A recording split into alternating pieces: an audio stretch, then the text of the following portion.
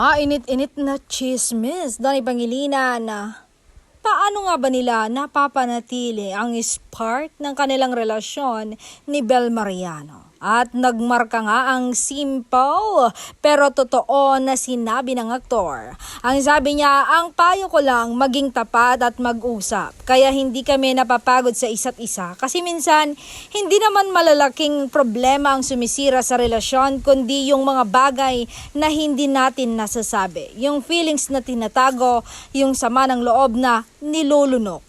Yung mga hinalang hinahayaan nating maging pader sa pagitan natin.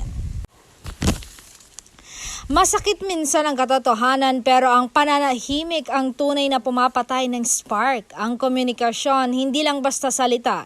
Ito yung pagpili ng pagiging tapat kaysa pride, kaysa ego, kaysa takot na hindi maintindihan. Nabubuo ang tunay na intimacy sa maliliit na pag-amin, sa mga usapang madaling araw, sa mahinaong paliwanag ng nararamdaman natin, even kapag nanginginig pa ang boses. Sa panahong maraming relasyon ang humihina dahil tigil usap, tigil intindi at tigil subok, piliing maging matapang magsalita at sapat na makapagpakumbaba para makinig. Manatiling tapat, manatiling bukas at manatiling konektado.